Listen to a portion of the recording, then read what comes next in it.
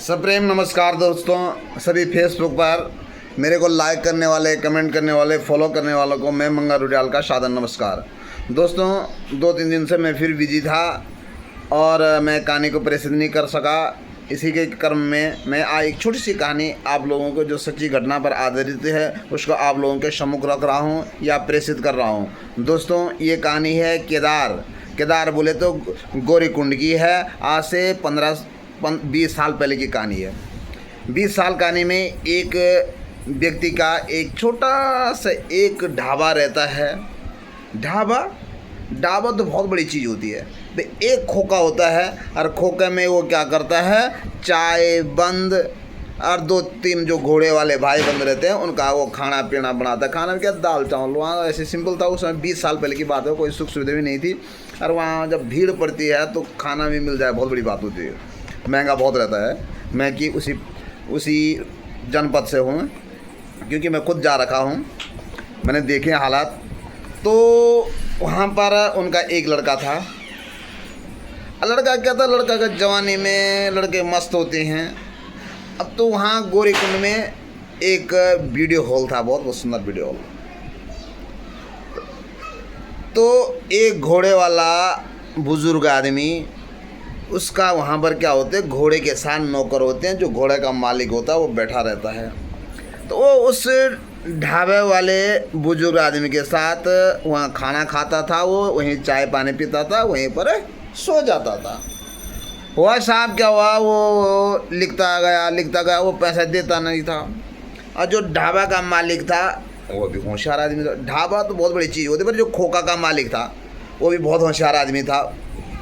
होशियार क्या, इतने तेज तरार आदमी था। उसने कहा यार ये तो खास आदमी भी हो गया, अब ये पैसे नहीं दे रहा मेरा, इसकी कैसे क्या करूँ। उसको खुंदक आ रखी थी बहुत ज़्यादा। तो एक दिन उसने अपने लड़के को बोला कि ऐसा काम कर, तो चाय चीनी दुकान से लेकर आ। कि जो केदारनाथ का जो ऊपर ही चढ़ाए रहते तो वहाँ पर था वो ढाबा वहाँ पर था। तो दुकानें ज़रा नीचे हैं, चाय चीनी वाली दुकानें ज़रा नीचे होती हैं, परचून की दुकानें। तो वो दुकान में अपने लड़के को भेजा। लड़के के पास 100-200 जो भी दिए होंगे उस ज़माने के, 150 रुपया। लड़का भी बालपन था। लड़का वीडियो हॉल चले गया देखने के, पिक्चर देखने के लिए।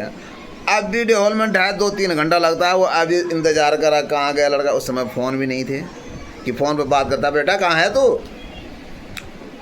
अब साहब क्या हुआ, बुढ़ा पे खुन्ना का है, बुढ़ा बीड़ी पे रहा है। कौन, ढाबे वाला।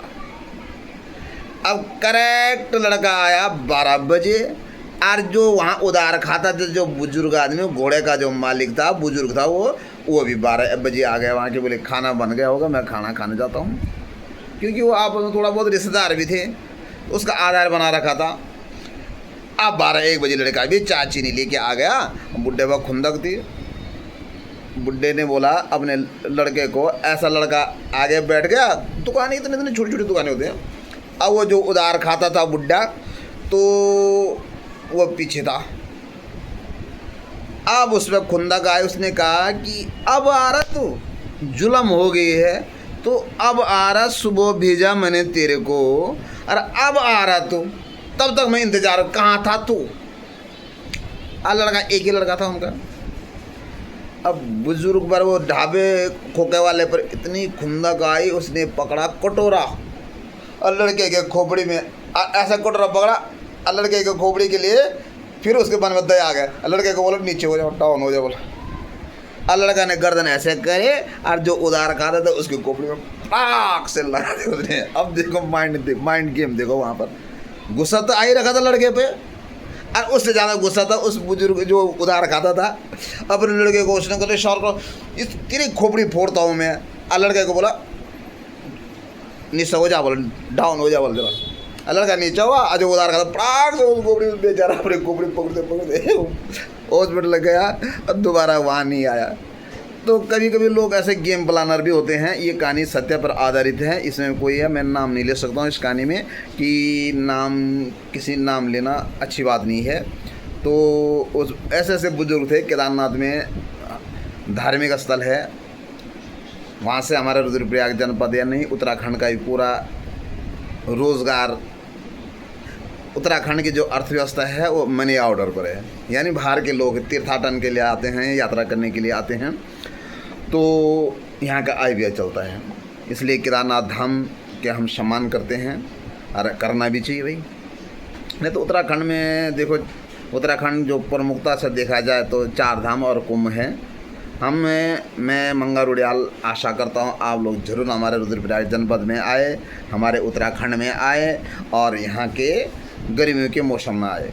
बरसात के मौसम में नहीं आना चाहिए अब, लेकिन गर्मियों के मौसम में आया। अब शरद, अभी दिवाली तक मेरे ख्याल से अभी खुले होंगे, इसके बारे में मेरे अधिकतर जानकारी अब बाद में बताऊँगा आप लोगों को। तो मेरे ये आय कहानी का ये था। तो मैं कहानी में बहुत थक गया था, मैं आज अभी ड्यूटी से आया था तो नहाया धोया थोड़ा। तो दोस्तों ऐसे ही लाइक करें, कमेंट करें। दोस्तों मेरा यूट्यूब चैनल खोला है मैंने, कुछ वीडियो पुरानी हैं, कुछ ही नई होंगी, कुछ तो जहाँ पर आपको फुर्सत हो मंगललाल 3028 यानी 3028 पर ही खुल जाएगा। आपको उसको सब्सक्राइब करना है। आप कभी यूट्यूब चैनल खोलोगे तो मैं भी आपको सब्सक्राइब करूँगा। दोस्तों अब थोड़ा बहुत अर्निंग हो रही है, अभी मोनेटाइजेशन में मेरा कम से कम 15 दिन हो गए या 20 दिन नहीं हुए, पर 15 दिन के आसपास ही हुए होंगे, 2 हफ्ता मान के चलो। तो थोड़ा बहुत अर्निंग हो रही है। यहाँ भी क्रिटिकल है कि फ़ोटो, वीडियो और जो हम लिखते हैं उस पर भी पैसा बनता है, पर लेकिन पैसे भी पॉइंट डॉलर होगा तो पॉइंट में बनेगा ही, तब भी ठीक ठाक चल रहा है, अच्छा चल रहा है, ऐसी बात नहीं है। आप लोगों का आशीर्वाद है, आप लोग यूं ही प्यार बरसाते रहे हैं और हम आपकी कदर करते रहे हैं। आपका सम्मान करना हमारा ये दिल में है, ये हमारे दिमाग में है, और आप लोगों को यूँ प्यार मिलते रहे, एक भाईचारा बना रहेगा। भाई बहन का जो रिश्ता है हम लोगों का फेसबुक पर बने हैं। हम पहाड़ के लोग तो अपनी संस्कृति, पहाड़ का मतलब भी नहीं है इसमें। फेसबुक तो विश्व पटल का एक प्लेटफॉर्म है और इसमें पूरे विश्व को भारत की संस्कृति रही है, वसुधैव कुटुंबकम, पूरा विश्व हमारे एक परिवार है। मानो अच्छा इंसान यही होता है कि सबको एक नज़रिए से देखें। इसी के साथ मेरी ये कहानी यहीं पर समाप्त होती है। बहुत बहुत धन्यवाद। आप लोग यूँ ही लाइक करें, कमेंट करें, शेयर करें, मेरे यूट्यूब चैनल को जरूर सब्सक्राइब करें। सब्सक्राइब का वहाँ पर कोई पैसा नहीं पड़ रहा। बहुत बहुत धन्यवाद।